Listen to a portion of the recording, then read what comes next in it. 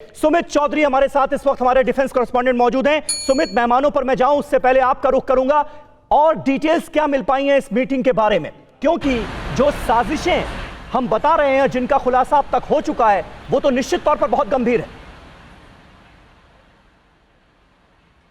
देखिए, वैसे तो समीर ऐसी मीटिंगें लगातार पाकिस्तान में चलती रहती है और जिनका हिस्सा ये आतंकी समूह हमेशा रहते हैं, लेकिन ये मीटिंगें अभी इसलिए चल रही हैं कि ना सिर्फ आईएसआई ने जैश ए मोहम्मद और दूसरे आतंकी समूह पर ये प्रेशर बनाया हुआ है कि वो कई बड़े आतंकी हमले भारत के अंदर अंजाम दे, और खासतौर पर कश्मीर को लेकर बहुत ज्यादा प्रेशर। अगर आप देखें, ना सिर्फ पुलवामा के बाद से कई ऐसी मीटिंगों का दौर आया, यहां तक कि रॉफ को अफगानिस्तान बॉर्डर पर भी भेजा गया, ये देखने के लिए कि तालिबानी आतंकियों का इस्तेमाल कश्मीर में किस तरीके से किया जा सकता है। तो ये सारी चीजें, ये सारे इनपुट ये दर्शा रहे हैं कि डेस्परेशन जो है ना सिर्फ आतंकी समूह में बल्कि आईएसआई का कितना बड़ा प्रेशर है, क्योंकि लगातार इनकी तरफ से प्लॉटिंग की जा रही है कि किसी बड़ी घटना को, किसी बड़े आतंकी अंजाम दिया जा सके। बिल्कुल बिल्कुल सुमित, बने रहे हमारे साथ। इस्लामाबाद का रुख कर लेते हैं सीधे। जावेद गफ्फारी साहब हमारे साथ मौजूद हैं। जावेद गफ्फारी साहब, इल्म तो आप लोगों को भी होगा, पता तो आप लोगों को भी चल गया होगा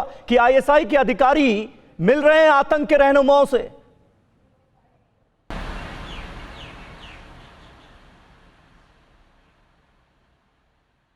जावेद गफ्फारी, आवाज मिल रही है? सच है। आप कह रहे हैं कि जी उनकी पिंडी में मुलाकात हुई है। भाई, आईएसआई का सदर मकाम इस्लामाबाद में है, पहले इंफॉर्मेशन कलेक्ट कर लें। उनकी पिंडी में मुलाकात क्यों होगी? आईएसआई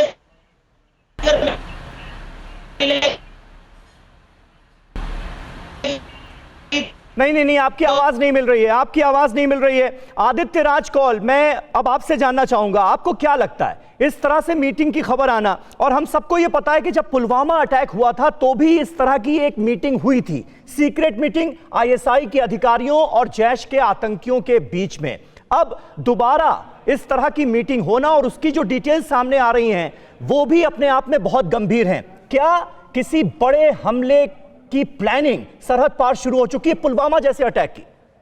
देखिए, बिल्कुल समीर, आप बिल्कुल सही कह रहे हैं। इनफैक्ट क्योंकि मैंने खुद ये रिपोर्ट किया है, सिर्फ पुलवामा अटैक नहीं, उससे पहले भी जैश के कई हमले जो हिंदुस्तान में हुए हैं, चाहे वो पठानकोट में हो, चाहे वो उरी में हो, चाहे वो बल्कि नगरोटा में हो, या कैंप या जम्मू में हुआ था। तो जैश ए मोहम्मद का इसमें आईएसआई के साथ मिलीभगत होती है। और जैसे आप बार बार रऊफ असगर का नाम ले रहे हैं, रऊफ असगर जो है जैश ए मोहम्मद का ऑपरेशनल कमांडर है, जो ज्यादातर पाकिस्तान ऑक्युपाइड कश्मीर, रावलपिंडी और बावलाकोट में ही रहता है। इसका जिम्मा ये होता है कि ये अलग अलग मीटिंग्स आईएसआई, आतंकवादी और बाकी आतंकवादी संगठनों, पूरी रणनीति जो आतंकवादियों की होती है जैश ए मोहम्मद की, कि इन्फिल्ट्रेट कैसे करनी है, किसको टारगेट करना है, कौन पाकिस्तान या खैबर पख्तूनख्वा से आतंकवादी जाएगा और कश्मीर में इनोसेंट लोगों को और सिक्योरिटी फोर्सेस पे अटैक करेगा। तो जो चार्जशीट भी फाइल हो रही है 5000 पेज की, उसमें भी रऊफ असगर का मौलाना मसूद को असगर पर। ठीक है। फिक्र आपकी, सोमवार से शुक्रवार रात 9 बजे सिर्फ TV9 भारतवर्ष पर।